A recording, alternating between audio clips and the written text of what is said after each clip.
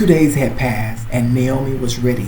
Work continued in the village. With a panther at her side, Naomi left to meet the explorer and his witch again.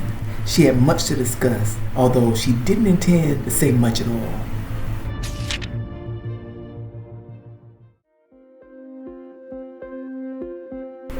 As Naomi approached, the workers grew nervous. Naomi's presence didn't seem to overly intimidate. However, the apparently wild, muscular panther walking alongside her made them very, very uneasy.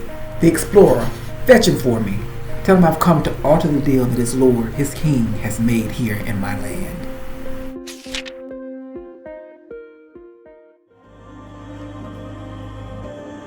The locals rushed away, and soon the explorer appeared. You look different. I hardly recognize you. I am different. The explorer expressed a bit of flattery. You showed exceptional ability when we last met. I was not equally impressed. Bring your witch. I'll kill her first.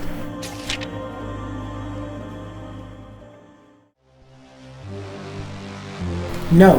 What you'll do is you'll try to survive an unrelenting attack from hundreds, if not thousands, of the local North Africans. If you hope to elicit some sympathy or emotion from the men and women who've killed my family, I have neither, and will gladly and indiscriminately kill them all. At that moment, the locals stared at Naomi and then attacked. Naomi felt no loyalty to them because of the heinous way her family was butchered. With her companion at her back, she raised and lowered a heavy hand of pain and suffering onto them. Arrows thrown were returned to cinder. Stones thrown found the teeth and the mouths of the person who initiated the action, and sometimes the person behind them. The panther mauled and disemboweled the men, the women, and children.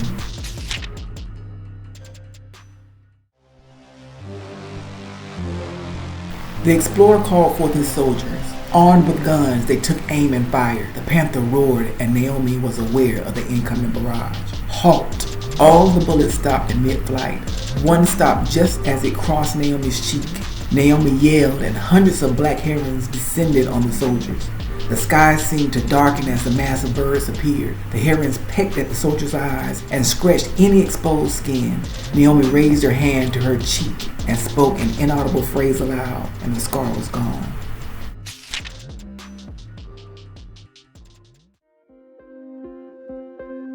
Enough! If you won't bring me the witch, I'll start with you.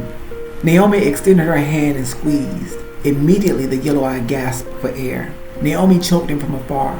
The witch appeared and called forth from the sky an arrow of fire at Naomi. The fire spears struck Naomi squarely onto her chest, and Naomi was thrown many feet away. The panther immediately leapt toward the witch and sliced her wrist. This provided only a distraction to the witch. She healed herself and then began to choke the panther in a similar manner as Naomi choked the explorer.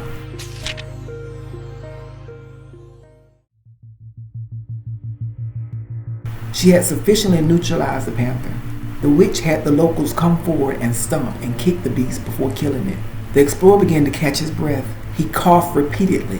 Once composed, he stood to see where the black-heart witch was. Naomi saw a mound of locals abusing her husband. My dear, my promise is true. Never will you suffer or shall we be apart. Ride, take any form, kill those deceivers and weak-minded men.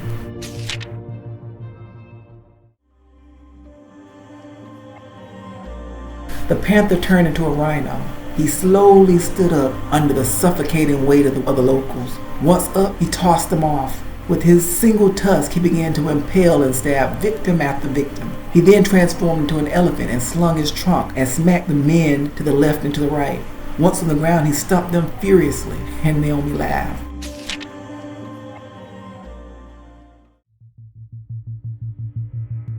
Naomi refocused and looked about for the witch. Once the witch was in her sight, she called forth a powerful lightning bolt. Not only did it punch her mercilessly in the chest, it pinned her to the tree. Is this the best you have, witch? The explorer unleashed his most powerful mental control attempt over Naomi. She began to see manufactured images that seemed real. Her sisters were under attack, or so she thought.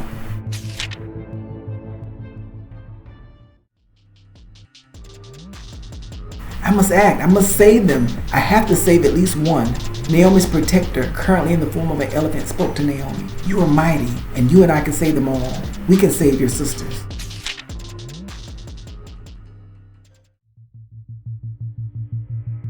Naomi released the witch, who slumped forward off the tree onto the ground like a wet doll onto her knees. She summoned the elephant.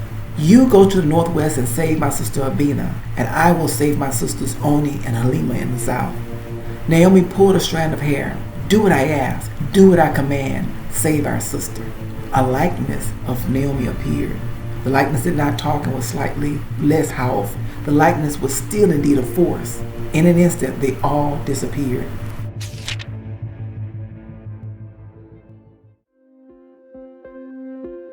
Both the witch and the explorer were saved a second time from the full wrath of Naomi. There was a huge cost to the laborers, the African villagers, and to the trade.